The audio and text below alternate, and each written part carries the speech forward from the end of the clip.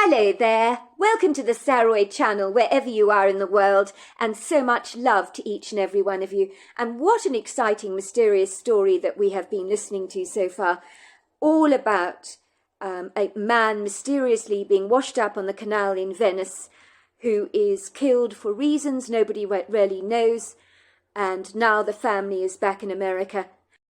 And Carrie, who has lost her fiancé tragically to this dreadful accident in Venice, is now in Alaska with her parents. So it's a very exciting story, and we'll see where it takes us now. So before we get started, don't forget to subscribe to the channel. Click the notification bell and the thumbs up. And let's get started with part 4 of our story tonight. Alaska, 7 months later. Eric de Royson was very glad that he and his wife Liz had come to stay in the quiet cabin in Alaska. They knew their daughter was going through a grieving process and was clearly extremely distraught about the fortuitous death of her fiancé. When Eric and Liz de Royson had heard that Leonardo had whisked their daughter off to Venice in Italy for a romantic holiday, they had been exceedingly suspicious that there was more to this holiday than met the eye. "I know exactly what this is about, Eric," Liz had said. She had been close to tears at the time. "Our daughter knows we don't like Leonardo, so she's gone off to Italy to marry the man in a private ceremony.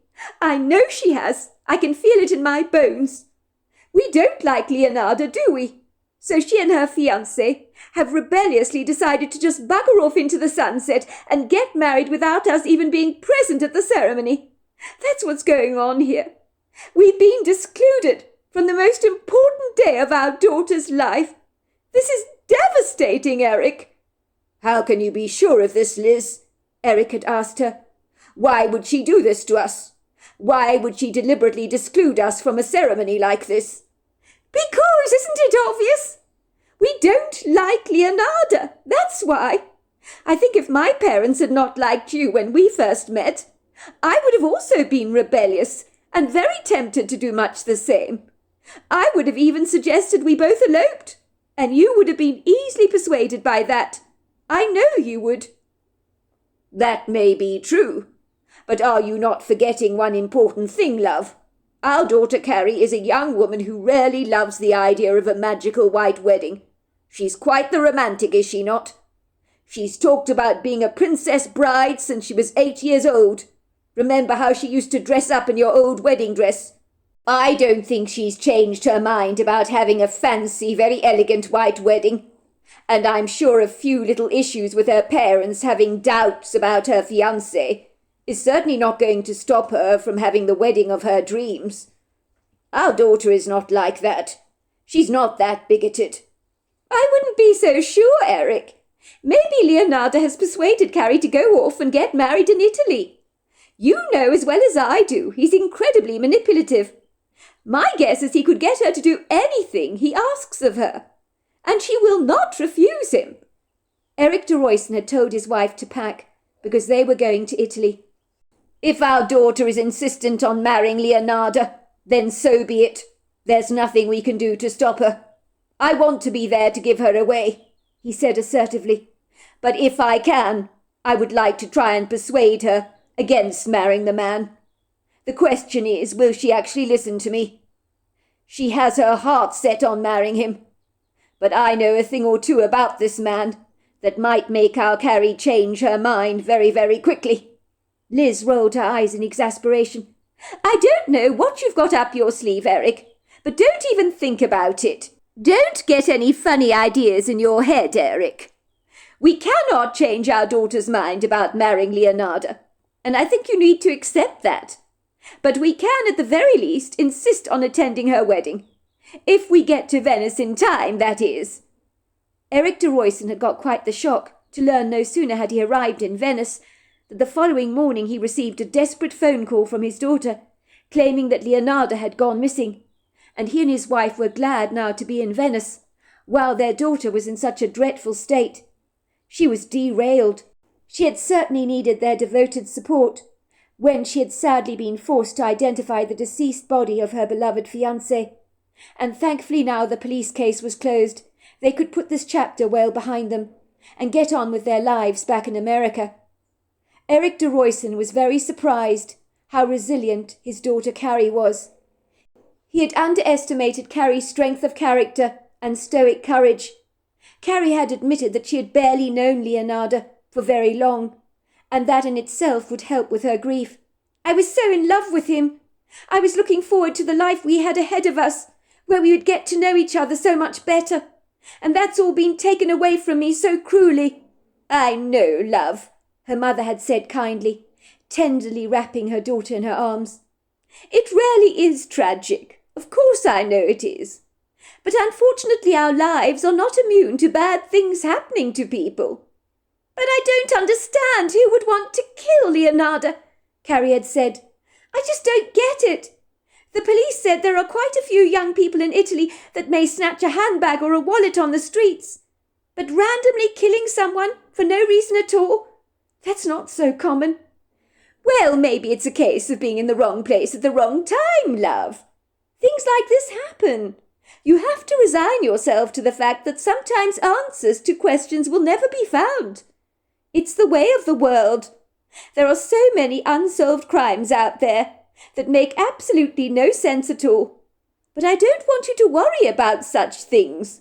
We have come here to Alaska to thoroughly enjoy ourselves, to put this unfortunate chapter behind us for good. Let me tell you, love, better days are ahead of us, of that I am most sure." Little did Liz de Royston know that later that day something paradoxical would happen that would shake the family to the core. And as a result, many untold secrets would be spilled, and the truth about what really happened to Leonardo Angelinus in his final hours would come out like the pus out of a boil that has been lanced. It had been incredibly good to come to Alaska, and no one was more pleased about it than Carrie herself. It was so wonderful to get away from all her troubles that had plagued her life so callously of late. She just wanted to live in the moment and enjoy this beautiful summer's day in Alaska. She'd been asking her parents to bring her here since she was knee-high to a grasshopper, but her well-meaning parents had never got around to planning this holiday until now. It was better late than never, although Carrie knew her parents had brought her here to cheer her up after all the grief she had been going through, and the holiday was being paid for by her father's brother. Carrie had lived in Philly all her life, but had always and passionately longed for an Alaskan adventure, and had always fantasized about spending time in a gorgeous, quaint cabin in the middle of nowhere.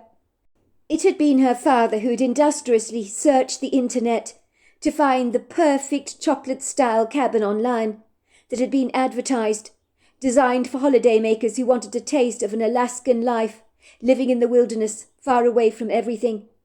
So they had been brought to this part of the great frontier by private plane, and would be picked up by their pilot in a few days' time, who had wished them well. This was the kind of intrepid adventure that Carrie had always dreamed of experiencing.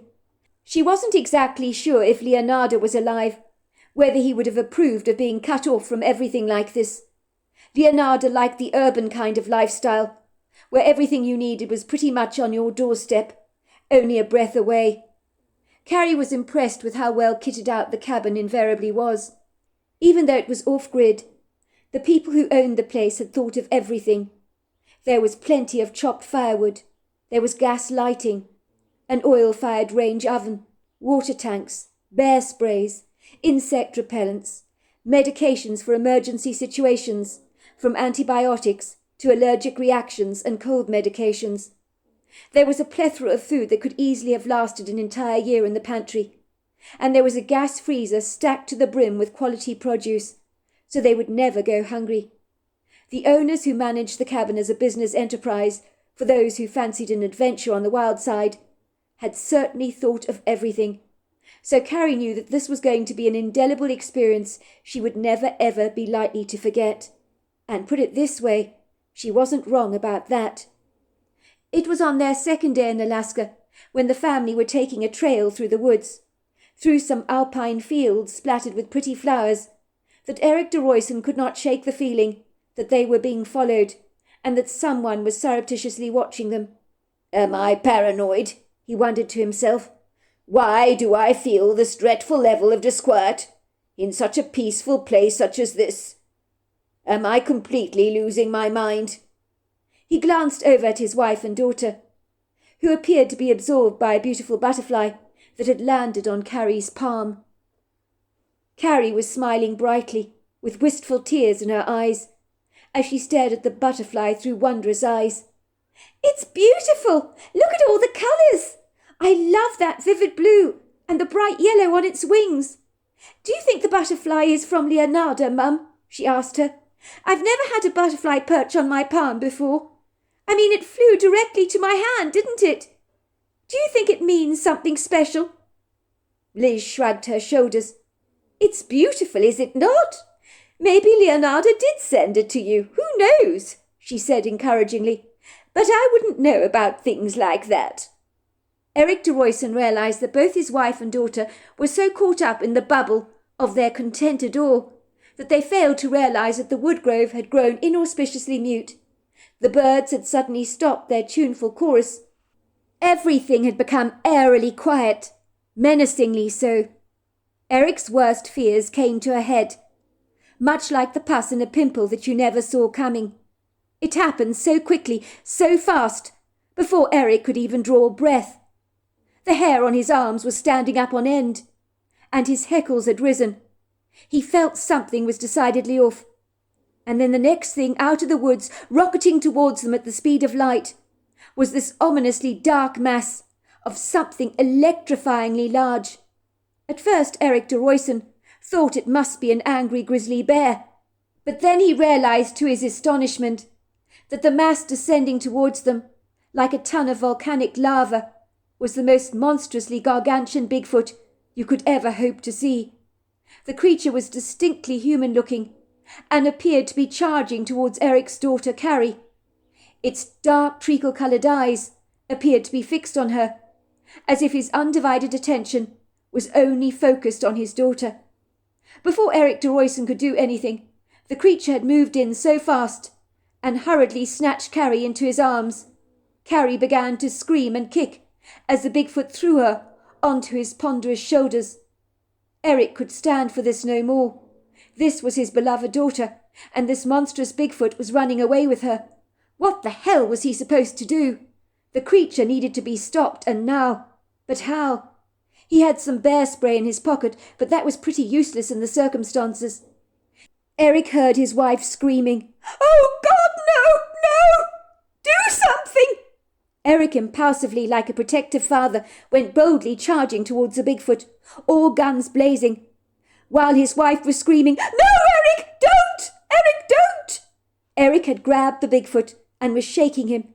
He was surprised that with a spike of adrenaline, he had successfully managed to catch up with the creature against all the odds. But determination can make you overcome impossible odds if someone's life is hanging in the balance, that is. The Bigfoot, with one mighty kick, lunged out at Eric, and Mr. de Royston went flying across the ground, and everything went silent, as he lay on the forest floor motionless, and to a casual observer you would have almost certainly assumed that the man was dead. Seconds later there was a huge scream, and then charging through the woods towards the male Bigfoot was an angry female. The female Bigfoot was irate. Her face jiggled with indignation. She unabashedly grabbed the male Bigfoot by the arm. Scream blew murder at the creature, so that the male Bigfoot reluctantly released the terrified Carrie from his grip. Carrie slipped off the Bigfoot's large shoulders and hurriedly bolted towards Mrs. de Royston, relieved to be on safe and solid ground. "Is Dad all right? Is Dad all right?" she cried out, as her thoughts were not for herself, but for the well-being of her father, for she had been an unfortunate witness to the male Bigfoot kicking him down. Mrs. de Royston was naturally thrilled to have her daughter back, but remained frozen to the spot, as if she couldn't believe what was happening before her. She was staring at both Bigfoots in a bemused state, and so shaken up was she, that her daughter's words about the state of her husband didn't even seem to reach her mind.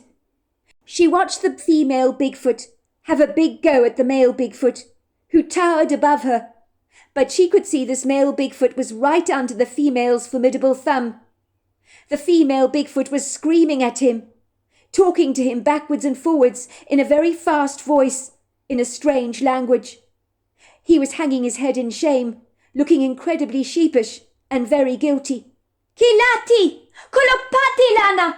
Hokasi latwani! Folokoso! The male Bigfoot's shameful response was like that of a kid when its parents have had a huge go at it for stealing some sweets down the aisle at the supermarket. The female continued to shout at the male Bigfoot in this very curious language, and even though Liz de Royston couldn't understand what was being said, she knew the male was receiving quite the telling off. What happened next stunned Mrs. de Royston. She saw the male Bigfoot running back into the woods. The female Bigfoot turned around to look directly at Liz, with apology written in her treacle-coloured eyes. And in those eyes Liz observed a beautiful tenderness and kind compassion that made her want to cry with both thankfulness and relief. Kolotani, sakwisha konoso, kila fina poloso. My brother's a little deranged, the Bigfoot said apologetically. Kila tika, tolofonso. He does crazy things off the cuff like this, for no rhyme or reason. Sometimes I don't understand his impulsiveness, but don't you worry. I will see to it that he won't disturb you again. I will keep a firm and beady eye on him. I'm sorry he caused you such disquiet this afternoon. And don't worry about the man he kicked over. All will be well with him. With that she glided into the woods and was gone. Liz de Royston was staring after the female Bigfoot when she heard her daughter scream, "Dad! Dad, for God's sake, wake up! Wake up!" She watched her daughter shaking her husband furiously, with tears streaming down her cheeks. "Mum! Mum! Dad is dead!" Carrie cried out. "He won't wake up! He's dead! I think he's dead, Mum!" Liz hurriedly ran over to her daughter's side to inspect her husband, and both women began to shake Mr. de Royston vigorously hard. They could see his skin had paled of all colour, and appeared somewhat waxy, so they began to fear the very worst. It didn't appear that Eric de Royston had any obvious injuries, but his failure to move and respond to them, and Carrie's inability to find a pulse, made the two women panic. "He's dead!" she cried out to her mother again despairingly. "He's dead! Oh my God, that thing just killed him!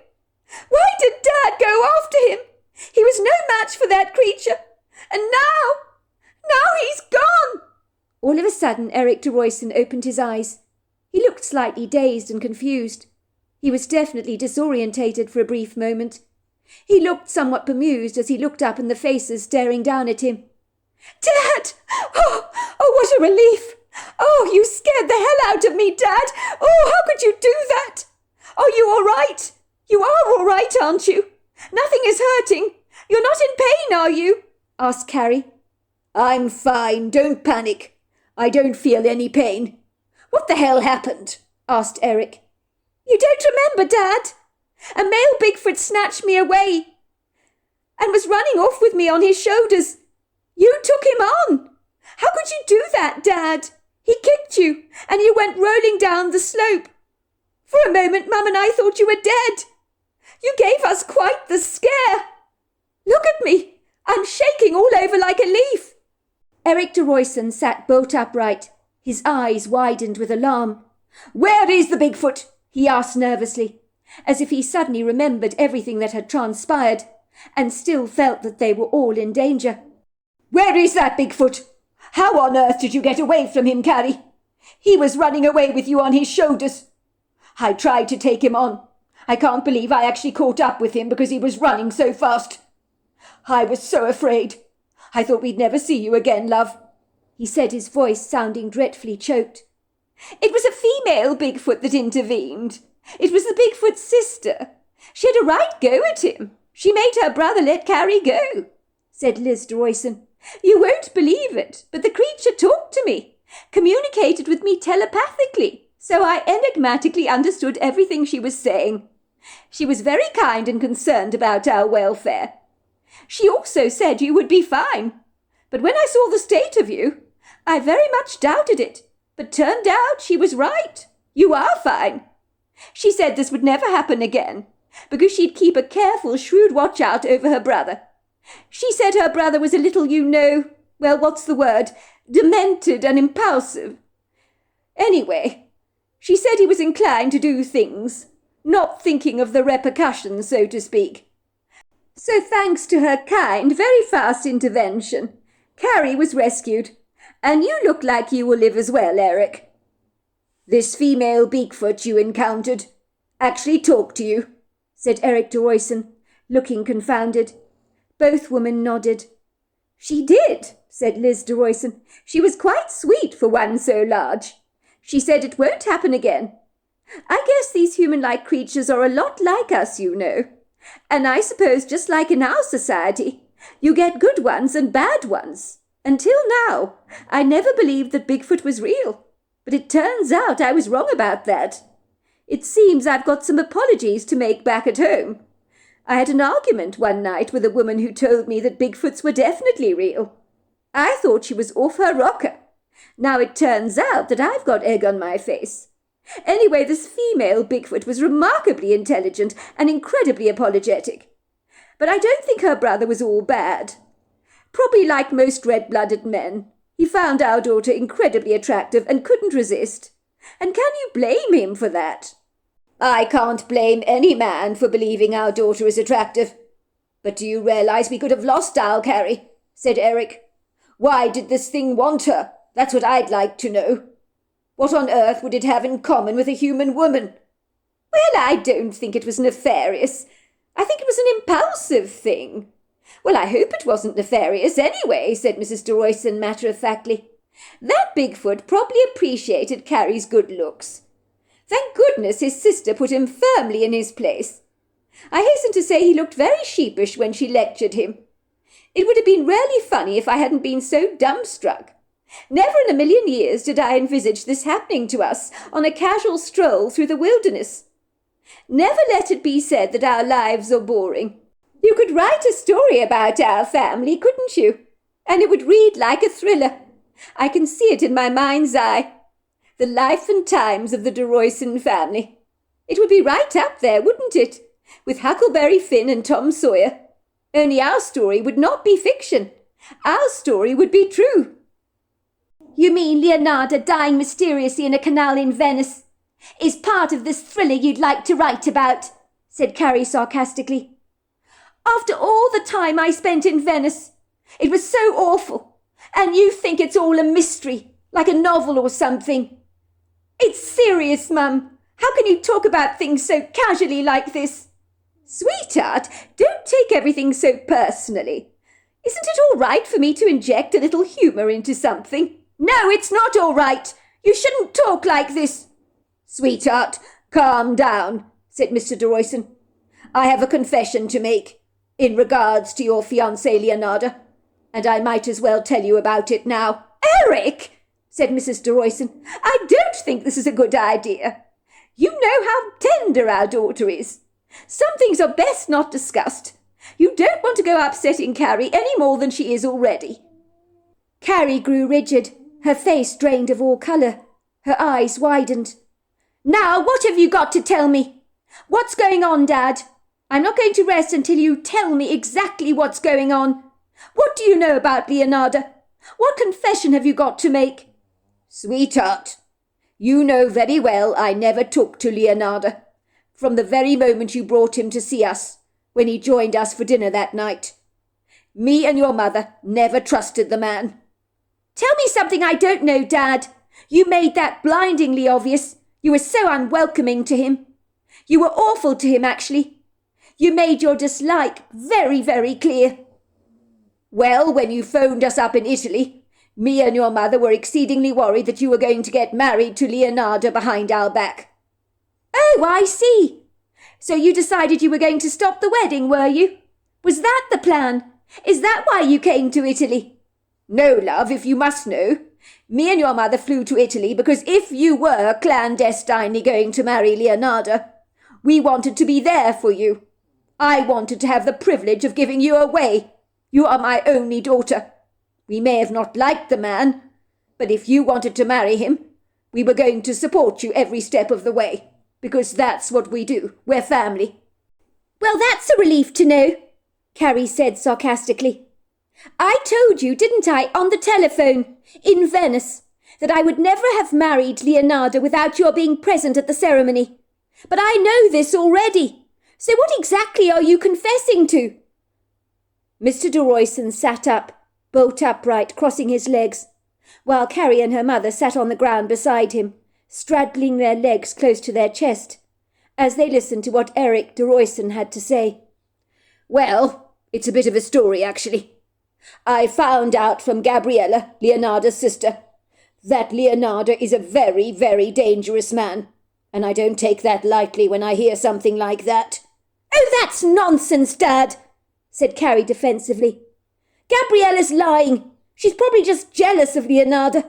"She wasn't jealous of her brother. She fell out with him because he tried to kill her."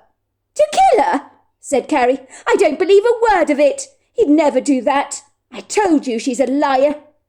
"Don't be so quick, love, to dismiss what Gabriella told me. If you must know, I believed every word of it. She was 17 years old at the time when this happened. The two siblings had a fight. She had an asthmatic attack during the fight, and Leonardo took her inhaler away from her and told her he was going to watch her die. It was her parents returning home that saved the day, as Leonardo felt compelled to give back her inhaler. But Gabriella said if they had not returned home, she is almost certain she would be dead.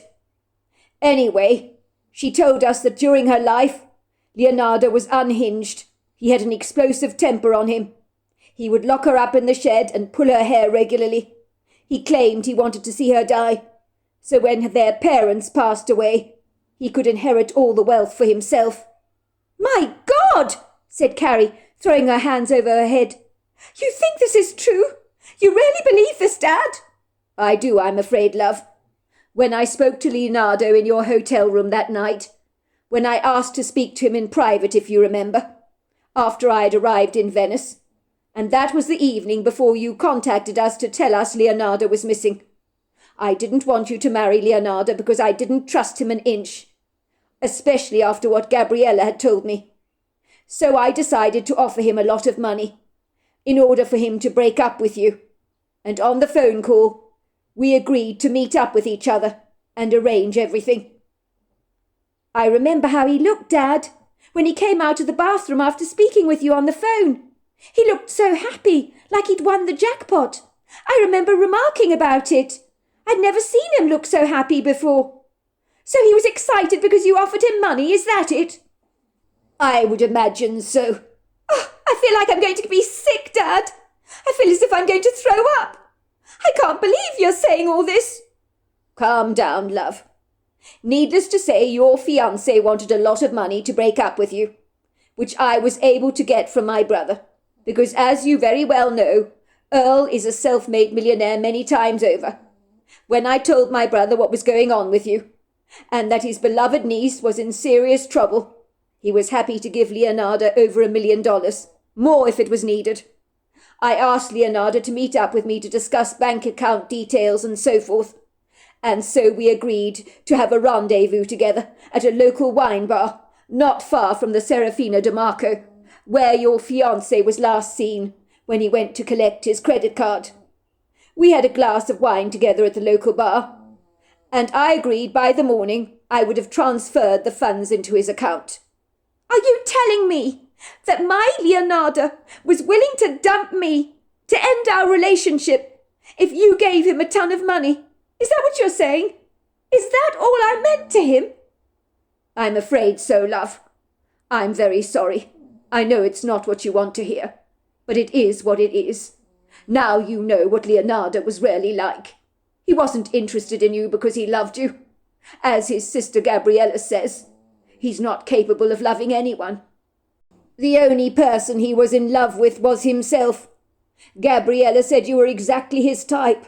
The auburn hair, the blue eyes, the fair skin. He was totally captivated by you.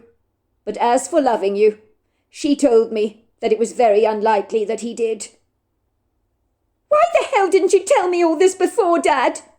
You mean to tell me I've been grieving over a prize cad? I feel like such a prize idiot. You were right about him all along, Dad." "But you didn't have anything to do with his death, did you?" asked Carrie, growing suddenly very cold. "You wouldn't have killed him, would you, Dad? You didn't do it, did you?" "I'm surprised you asked such a question of me, Carrie. You know me better than that." "No, of course I never killed him." "But then who did?" asked Carrie. "Was it his business partner? There was no love lost between the two of them. I wonder if he was in Italy at the time. I don't know if the police investigated that or not." "I can tell you unequivocally, love, that his business partner did not kill him, although I gather from Gabriella that his business partner had nothing to do with siphoning funds from the company. Leonardo was the one who stole all the money, and I think his luxurious lifestyle was certainly witness to that." "My God! How could I have fallen in love with such a loser, such a cheat, such a fraud?" said Carrie. "So if the business partner didn't kill him, who do you think did?" Mr. de Royston went as white as a sheet. "Well, if you must know, I followed Leonardo after we'd met up at the wine bar. I'm not sure why I did. That was when I saw him meeting up with another man in Venice. Now, I had no idea who this man was at the time, but I now know who he is." "You never told me this part of the story, love," said Liz de Royston, looking visibly disturbed. "I guess I was getting my head around what I physically saw that night. I soon established the man was in fact Gabriella's fiancé, a man called Erwin White. The two men were arguing, caught up in a brawl, so to speak. I heard Erwin say, 'Don't you dare go anywhere near my sister. I know what you did. She told me all about it. You tried to kill her by taking away her inhaler, and that's unforgivable. I know what you are like, so keep away from her.' The argument, of course, continued for a long while, and then both men began to fight like cat and dog. And for a while it looked serious like Leonardo was going to get the upper hand and actually kill Erwin White. I wouldn't have put it past him. I was wondering whether I should intervene. But all of a sudden Leonardo fell backwards, hitting his head on a rocky surface. It was by the canal. And as I watched, Erwin frantically tried to wake up Leonardo. But it was clear, in a heartbeat to me, that Leonardo was a goner. He was already dead. He must have damaged some part of his head, I suppose. As I watched, Erwin visibly panicked. I watched him throwing the body into the canal. Then he ran away. He probably told Gabriella all about what happened. But none of this was his fault. It was a tragic accident. And certainly if Leonardo had not attacked him when they were having a conversation, none of this would have happened." "And you did not tell the police about this?" asked Liz de Royston, looking perturbed. "No, of course I didn't tell the police, love. For many reasons. One of them being that Gabriella is very much in love with Erwin White, and the two of them are going to get married.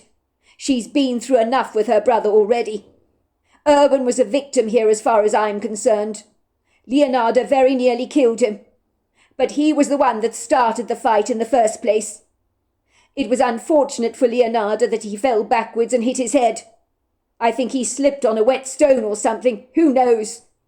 I imagine Erwin White panicked and fled. But I understand he's a very good man, and the way I see it, it was self-defense. So all I can say is thank God the case is finally closed. This world is a better place without Leonardo in it as far as I'm concerned. Too many people have suffered because of that man." Carrie threw her arms around her father. "Oh, Dad, what'd you do for me to save me from myself? You almost gave up your life for me today. I'm the luckiest girl in the world to have parents like the both of you, that watch out for me like this." It would seem the de Royston family came together, stronger than ever after this event, and they look back on that week spent in the Alaskan wilderness as an experience that they will never forget. So there you are.